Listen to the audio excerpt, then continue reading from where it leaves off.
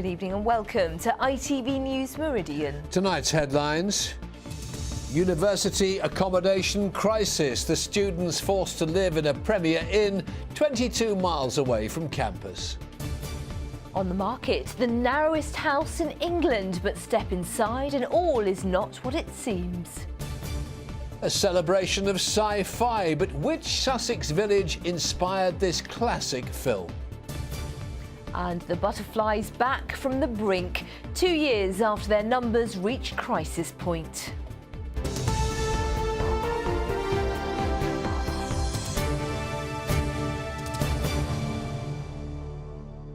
Good evening.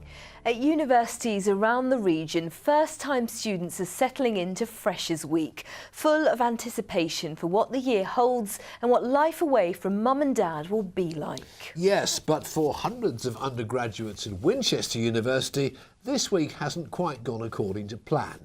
Instead of being in halls of residence on or near campus, some have been put in hotels and Premier Inns as far away as Basingstoke and Southampton, miles away from their lectures. One 18-year-old says she's so upset she's deferred her course for a year. Andrew Pate has more. Sarah expected to be attending university lectures for the first time this week. Instead, she's staying at home in Sandhurst because the University of Winchester could only offer her accommodation 12 miles away in Southampton. I was really angry with them actually because I felt like they just treated me like a name on a piece of paper, not like a really nervous first-year student. None of my friends are here. I'm not going to experience the same things that they are, and I'm going to have to wait an extra year. And Sarah's not alone. The first student we asked in Winchester today told us he's having to commute from his home in Fleet. Well, I feel a bit let down by the uni, the fact that they shouldn't take on so many students if they can't accommodate for them. So I'd rather they turn around and said, look, I'm really sorry, but we won't be able to accommodate you, so maybe it'd be best if you take a year out or maybe find another uni to go to. But instead, they've just kind of taken on way too many people for them to handle. The University of Winchester say they do offer a warm welcome. But for students like Sarah, who've come through clearing, they are having to look at alternative housing. The university says it has found accommodation for all first-year students who applied before May the 31st. But it says demand this year has been unprecedented, and they're doing all they can to help others. For more than 70 students, that means staying at hotels like the Premier Inn at Eastleigh or Basingstoke, or the Holiday Inn at Winchester. If you can't house them, don't take them on. And it seems that she's just a number. She's a pound sign. That the more people they get in, the more money they get. And then they start thinking, well, OK, we can't house them here. Let's look around the country to see where we can house people. Sarah's course would have cost her £9,000 a year, plus an extra £5,000 for accommodation. Her family feel for that price, the least they can expect is to be in the same city as the university she's studying at. Andrew Pate, ITV News, Winchester. In other news, there are concerns over safety in mental health units in Wiltshire. Inspectors from the Care Quality Commission have criticised Fountain Way and Salisbury for their quality of service. They found staff were caring, but they were not reporting and recording incidents properly. NHS workers in the unit say they spend too much time filling in forms when they should be caring for patients. The controversial March for England will not be held in Brighton next year. The march sparked angry demonstrations and cost more than £500,000 to police when it came to the city this April. Organisers say they hope to return in 2016. Rail passengers using southern trains in Surrey and Sussex have become the first in the country to use a single smart card for rail, bus and London Underground services. Called The Key, weekly and longer season tickets can be loaded and bought online. It's more convenient, it's more flexible in terms of what products you can buy. You don't have to queue up a second time to buy another ticket, so you just have one smart card and you can travel all the way through the southern network and all the way through the TfL network. A Roman Catholic bishop has spoken out against those who condemn children for making noise in church. The Bishop of Arundel and Brighton, Kieran Connery, says more families would come and worship if people were more tolerant and relaxed about noisy youngsters. With more now, Kerry Swain. Sunday morning at Friary Catholic Church in Crawley. The size of the congregation, a sign perhaps that children are as welcome here as their parents, just as the Bishop of Arundel and Brighton says it should be. If you're in church and there are children screaming, first of all, you were a child once. We can't control children. It would be awful to try and do it. And church should be the last place where children grow up to think that it's a grumpy, bad-tempered, unfriendly situation. No, make church a friendly experience for them. Make sure they want to come back. Listen to Jesus, do as he tells you. Children here leave the adults in peace for a short period of worship on their own. And when they rejoin Mass, the cries and other youthful sounds are simply ignored. Kids as a blessing of God. And as a parent, as a Christian parent, it's our responsibility to just take them to church. No matter if they disturb you, at least they can hear the word of God over and over again. You get to see your friends after church in the coffee hall, and then you get to play lots of games. But you're not allowed to be silly in church. I'm quite noisy with Lashana in church. I've heard examples the last few days. I heard one this morning of a priest saying, take that child out. And that particular parent was mortified and didn't come back to church. And that's what I'm afraid of. What's that? A cross. The bishop says tolerating noisy children in church is in line with the emphasis by Pope Francis on the importance of families. Children as well as adults, he says, should be seen and heard at services. Kerry Swain, ITV News. Well, many of you are talking about this on our Facebook page. Gemma Gardner says most churches encourage families now. They have family services. They encourage children to be involved in singing, etc. Sherry Cook says as long as children don't run, riot and parents explain, it's respectful to be quieter. Lynn Boffoff goes to a church that encourages children, especially as the vicar has four of his own. Leslie Harris says there should be family services and quiet ones so people have the choice. Thank you so much to everyone who got in touch. Now, after 20 years living in England's narrowest house, owner Stuart Beckett has decided it's time for a change, and so he's selling up and moving on. But before it's snapped up by someone else, Sally Simmons has been to see why it's often referred to as the TARDIS. Until the 1930s, 21 Manor Road was an alleyway. Now it's a two-bedroom house. Hello. Hello. So this is it? This is it. This is the narrowest house in England. Well, it's 4'10" at the front, and then it kind of widens out until you get into the lounge area here. Yeah, and then when you get into the kitchen, it actually widens out to 25 foot. Oh, it's amazing, isn't it? Yeah, it's such a big size, you know. After 21 years, Stuart and Rocket have decided to move on, but it will be a wrench. It's totally different to any other house in the city.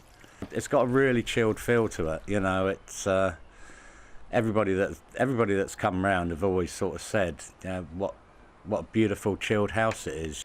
The previous owners used 21 Manor Road in Portsmouth as a tourist attraction in the early 90s, inviting Americans and Japanese inside to take a look and charging a small fee for a photo.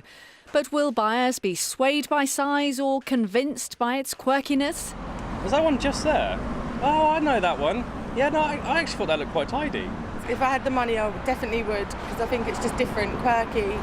I like things that are different, and I was also born in that street. I don't think I'd want to live somewhere that small. I think I'd be afraid of hitting stuff off the walls. I think the bigger the house is, the more it costs to run, I think. Visiting Suki and resident Rocket seem happy in the TARDIS house. Sadly, they're not included in the sale. Sally Simmons, ITV News, Portsmouth. And all the best to them. You're watching ITV News here in the Meridian region. Coming up, another unusual home, this time a contemporary creation that's been nominated for an Architecture Award. And for more on all of our stories, you can head to itv.com/news/Meridian. Call us on 0808 1010 095 or get in touch via Facebook or Twitter.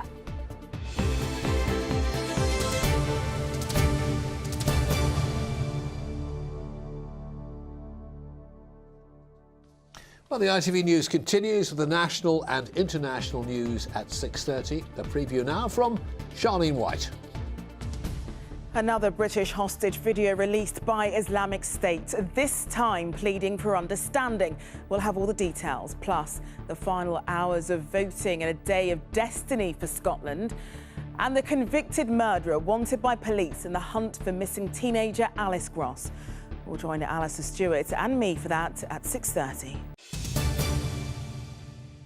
Thousands of amputees could have their lives transformed by new prosthetics that attach directly to their bones. Yes, 19 patients at the Royal National Orthopaedic Hospital in London have been trying out the new implant with quite amazing results. One of them said it's like he's been given his leg back. Ria Chatterjee has more. A 6-mile cycle to work wouldn't always have been this easy. 20 years ago, Mark lost his leg in a motorbike accident. In 2008, he became the second patient to swap his plastic socket for a new metal implant. When I had my socketed leg, I'd get home from wherever I was, I'd get into the flat. It'd be such a relief to take my leg off and, you know, let the stump recover. And I think my internal picture of myself then was as a man with one leg. But then pretty soon after I had the implant and my recovery, my internal picture now is of a person with two legs. So it has been a complete revolution. This is very similar to the mineral part of natural bone, and it encourages bone to integrate with the implant, creating a lifelong interface. The implant is attached directly to the bone, and part of it penetrates out through the skin. What's important here is the distribution of weight. It improves the quality of life because it transmits the load through the skeleton rather than through these soft tissues, which means that there's no rubbing of those soft tissues, there's no pain associated with that transmission of load. Soft tissue grows in and around the implant, creating a seal which helps to prevent infection. And it just clicks on in the morning, and I can do whatever I want within the limits of the prosthetic, which are pretty small. I can walk as far as I like. I can cycle. I can climb mountains. Here he is climbing Mount Kilimanjaro, testing his own physical limits and testing technology that could transform the lives of thousands. Ria Chatterjee, ITV News. Amazing. Now, many who take to the water rely on the RNLI lifeboats to come to their aid if they get into trouble, including professional sailors, of course. Well, now one of them, Hannah White from Hampshire, is hoping to help the RNLI by rowing from the west coast to the east coast, not at sea, but across England by river. Yeah, she's doing it in a kayak. Hannah's in our London studio where she's preparing for her epic adventure. Hannah White, thank you so much for joining us. 205 miles in a kayak. You'll be passing right through part of the ITV Meridian region. How tough's it going to be? Oh, Fred, I think it's going to be really tough, probably far tougher now that I'm about to start than I thought it would be a couple of months ago. It's a long, long way in quite a short space of time. And, you know, I'm used to sailing long distances and cycling long distances, but kayaking, we'll see how my shoulders hold up. Absolutely. How long do you reckon this is going to take you? I'm hoping to do it in 5.5 days. So we have a short introduction, a little warm-up on Saturday afternoon, and then the main bulk, 195 miles, will be done over 5 days. We don't have, of course, whitewater rapids in our region, so how tough's it going to be? Where's the toughest part going to be, do you think? Well, there are a couple of really tough bits. Firstly, all the portages, and that is the locks, the weirs and everything that we have along our canal and river system. And there are 150 locks and weirs and portages that I have to lift the kayak out of, carry them round and put it back in the water. And bear in mind, this kayak with all my stuff weighs about 30 kilos. That's going to be very physically demanding. And then, of course, a lot of the Thames is tidal. So I'm going to have to choose my timing very carefully so that I'm not battling the tide all the way. You're a great adventurer. You've done triathlons. You've sailed the Atlantic solo 3 times. You're a member of the British Exploring Society. How does this compare with all of that? Well, I mean, the beauty about this compared to sailing the Atlantic solo is hopefully I will see hundreds of people along the way. The support from the British public has been absolutely fantastic. Of course, I'm taking no food and having no accommodation sorted, so I really am relying on the good nature of the great British public to feed me and accommodate me along the way. So at least I won't be on my own. But in terms of tough physical challenges, this is about as tough as it gets for me. Very briefly, doing it for the RNLI, why? Why? Because every day hundreds of their volunteer crews risk their lives to save people at sea, and I think it is a hugely worthy cause, and I'm asking people to get involved with this, volunteer themselves to help me so that we in turn can help the RNLI. Fantastic. Very good cause. Wish you the very best of luck. Thank you for talking to us. Yes, good on her. Good luck, I was just about to say. Now, it's the biggest celebration the British Film Institute has ever held, and with it the chance to see classic science fiction movies like War of the Worlds. Yes, the BFI's Days of Fear and Wonder season begins this weekend, and as Andy Dickinson found out, two of the world's greatest sci-fi authors were inspired by a small village in the heart of Sussex. No one would have believed in the middle of the 20th century that human affairs were being watched keenly and closely by intelligences greater than man's. They're two of the most famous names in science fiction history and are about to be celebrated as part of the most ambitious project the British Film Institute has ever staged. Over the next 3 months, the work of H.G. Wells and John Wyndham will be screened and discussed everywhere from the South Downs Planetarium to the Hurstmonceux Observatory and this pub in Chichester, run by Wells' grandparents in the 1820s. He was a very dynamic person and a very creative person. I think his novels are about people trying to understand the world and their place in it and trying to figure out if they can change it. And I think they have the best ones, and they have a strong inspirational value. Born in Kent, where his father played cricket for the county side, Wells is often credited as the father of science fiction, his influence extending far into the politics of his day. Although he was a man who favoured globalisation and saw himself as a cosmopolitan, I think his imagination was completely imprinted by this part of England. He was very engaged with it. Of course, in the War of the Worlds, he blows it all up.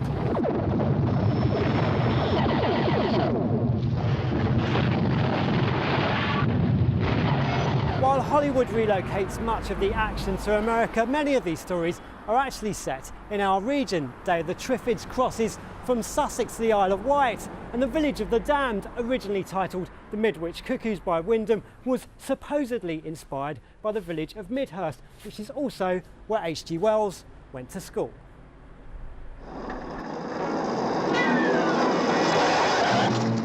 I think there's something quite subversive about Wyndham taking Midwich, or Midhurst as we've stood in, a kind of cosy English village, and basically it's the site where the world will end as the aliens invade in the form of children and threaten to kind of supplant us as a species.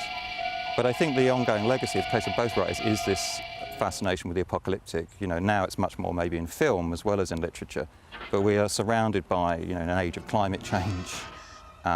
We've got a much stronger sense that, you know, we are a species that have done damage to the planet. Some science fiction is very rooted in our real world. What could happen, you know, if like the sort of mad scientists, sort of genetic mutations, and then some of it is, you know, sort of in those galaxies far, far away. So there's just so much material to draw on. You know, your only limit is your imagination. Electronic eye, like a television camera. With over 1,000 screenings at 200 locations across the country, the Days of Fear and Wonder season will run until the end of the year. Andy Dickinson, ITV News. Oh, I love a bit of sci-fi, don't you? Special effects have moved on a bit since then, haven't they? Brilliant. Now, a Second World War veteran has celebrated his 92nd birthday by riding the world's longest zip wire, despite being registered blind. Yes, Alan Saunders from Crawley in West Sussex tackled the mile-long Zip World Velocity Wire in Wales to raise money for Blind Veterans UK. It's just fantastic. It's just it's awe-inspiring. I've heard. I can't talk. I'd be dreaming about this. good thing. Zippy Allen there. Now, when you're planning a grand design, location is everything. So a town centre spot in the middle of Ryde on the Isle of Wight may not be the obvious choice. No, yet a unique home has been created in this very urban setting, and it's been nominated as one of the finalists in this year's RIBA competition, the Oscars of Architecture. But does it have what it takes to win? Stacey Poole has been along to find out.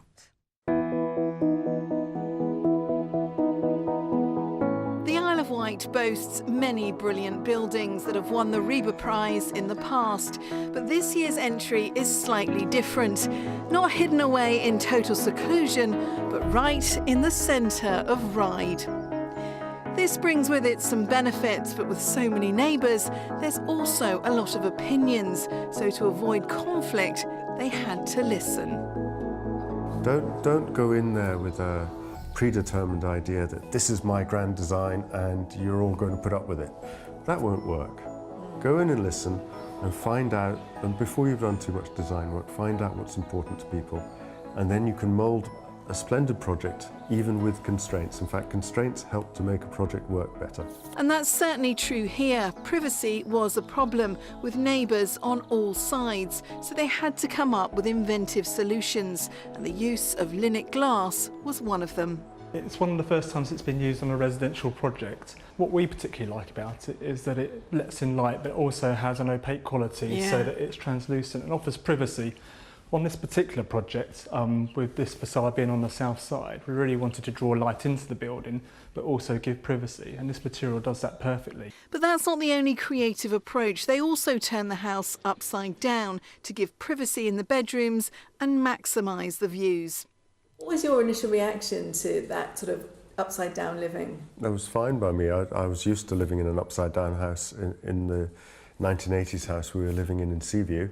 And it made total sense and logic to me to maximise the views and to maximise the daylight in the rooms that you actually spend most waking time in. There is a practicality about this house that's so refreshing. It's not about size or being showy. It's designed specifically for family life. Well, it just works. The greatest luxury of the house for me is that it really just works for the way our family lives and exists. So, you know, the bedrooms are the right sizes, the bathrooms function, the children have absolutely equal bedrooms and bathrooms, there's no arguments about any of that nonsense. The luxury is having spaces that do precisely what you want them to do. There's no getting away from it. This house is not like its neighbours.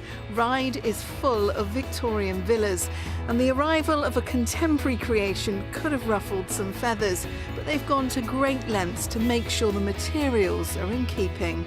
We wanted to have a palette of materials on this project that really was part of the site. So we've used a combination of island stone, brick and render, all of which are prevalent in the streetscape. So this building in particular reflects the neighbouring buildings either side and sits in really comfortably. This house proves that contemporary doesn't have to be controversial. The planners didn't object, the neighbours actually like it, and that's a sign of great architecture. It's simple, stylish and subtle. It's not shouting out to be noticed, and I think that's why it works. Stacey Poole, ITV News in Ryde. Well, tomorrow, the house that's, well, a little more out of town. In fact, you could say it's more of a tree house, nestled in the countryside, blending in with its surroundings. Find out how this little, or rather big gem, is working as a family home. Do join us tomorrow as we go inside for a look round. For years, butterfly numbers have been struggling across the country as more and more of their vital habitat, meadow, is lost. Yes, 2 years ago, the levels of some species, like the small tortoiseshell, were critical, but results from this year's big butterfly count show they've come back from the brink. Martin Stew has the story. Since the 30s, we've lost 97% of wildflower meadows. And as the meadows have disappeared, so have the butterflies which rely on them as habitat. One of the most endangered has been the small tortoiseshell butterfly. This was a wonderful, attractive, beautiful garden butterfly of my childhood, but in the last 10 years it crashed and you could go years without seeing one. But to the delight of butterfly enthusiast Francis Kelly, the tortoiseshell seems to be fluttering back from the brink. Results from the big butterfly count have seen it climb to 8th most popular since Surrey. 2012 was an atrocious year. It was cold, it was wet, it stopped butterflies breeding. But butterflies have a tremendous capacity to bounce back. So 2013, a lovely July, August, and even the experts were amazed at how the butterflies recovered. This year's results show 2014 has nearly matched the highs of 2013. And 2 good years in a row suggests the previous decline wasn't the result of a predatory wasp, as was feared, but simply bad weather. And with conservationists working hard to protect habitat, we may finally have halted the decline. The alarm bells were set ringing just in time. Efforts have been put in place over the years to retrieve the situation, and I think butterflies are responding to that. That's good news, isn't it? That is good news. And Simon tells us he's got butterflies now and it's working with us, obviously. Yeah. No, nervous as anything. That's me. But no. Pictures of butterflies that have been coming in. Meridian weather at ITV.com is the inbox, of course. And there are still loads of butterflies about. Have a look at this first one. Great bit of time in here from Pamela Russell in Newport and a bit of help from Wallace. There. Not staged. Is that genuine? That's genuine. It's all genuine. Here's a lovely one that Andrew Cook spotted in Park Gate. He's not sure what it is, and nor am I. I did a bit of Googling, but I'm thinking it's not a common blue because the wings don't look right to me. But I'm no expert. Thank you. Terry Noyce in Freshwater sent in this picture of a dried up leaf. Oh, no, hang on. Closer look. It's actually a comma butterfly. Isn't it brilliant? And here from John Cuthbert is a very rare map butterfly.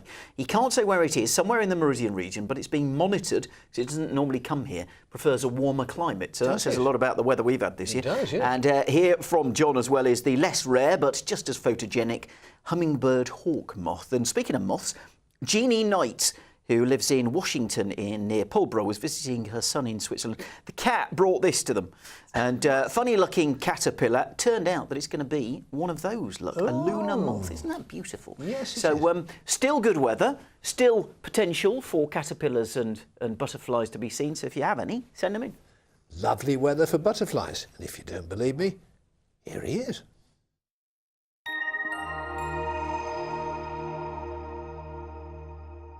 That's us driving on, us driving off in France, and us on the bridge. Driving to Europe. Eurotunnel Shuttle sponsors ITV Meridian weather. Well, we promise you some scary weather today, and have a look at this amazing picture of the Spinnaker Tower this morning being struck by lightning, thankfully, and no damage done, no one was hurt. But there are more thundery downpours over the next 24 hours. A few showers around this evening, but a lot of dry weather. But the cloud will fill in again during the night. We'll also see the mist and murk start to develop too. But after midnight, we get a Met Office weather warning that runs until midnight tomorrow to cover us for more potentially thundery showers. That means there's a risk of some localised flooding and, of course, thunder and lightning around as well. All the while, very mild and muggy tonight, a humid 16 or 17 for most of us. And tomorrow morning, another grey start. Again, we'll see the mist lift, the cloud thin and break. There will be some bright spells through the day, but equally, there'll be some quite torrential downpours at times too. Staying very warm, though. Temperatures much like today, peaking at around 24, 25 degrees. Now, your high tide times tomorrow, well, you can see in Southampton, 10 past 10 in the morning, 25 to 9 in the evening, and then a few showers likely on Saturday, but fewer and further between than tomorrow's. Eurotunnel Shuttle sponsors ITV Meridian weather.